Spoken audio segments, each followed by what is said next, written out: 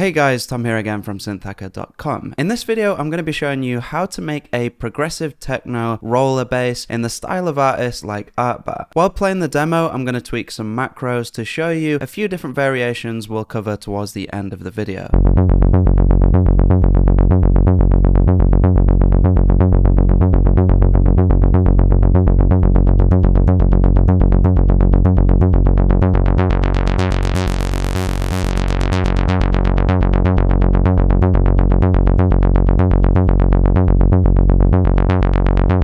So we're going to first make sure our patch is in mono to avoid clashing notes before selecting the basic MDC wavetable, bringing it down an octave and creating a pluck-like amplitude envelope.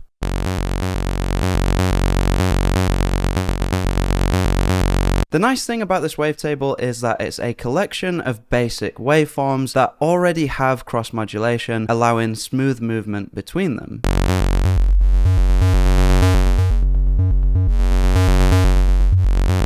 We're going to take advantage of this by using another pluck envelope to modulate this wavetable position, with the intention being to have the bright harmonics of the saw at the start of the sound before smoothing into more of a sine wave.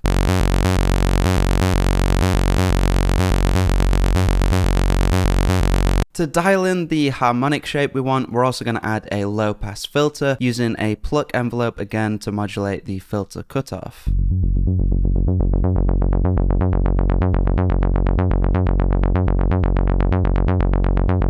This gives us the basic foundation, but there's still a lot of different directions you could take this. Firstly, we could add some attack to the transient with a noise layer, either set to direct out for a more obvious effect,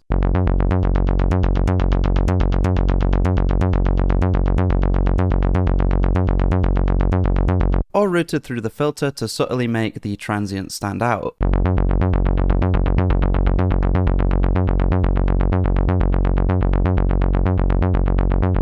Next, we could add some distortion for some extra harmonics, maybe also add in another filter to allow us to dial this in while keeping the harmonic shape we've already set.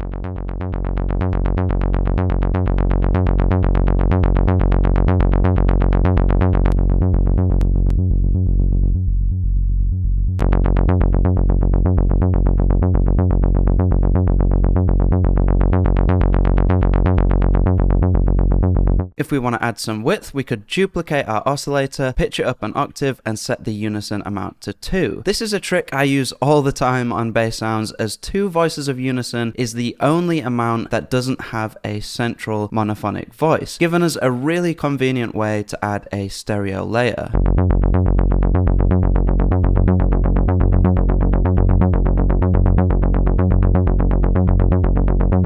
We could take this a step further by routing only this oscillator through our filter, allowing us to experiment with the harmonics, resonance, and drive of just the stereo channel of our bass.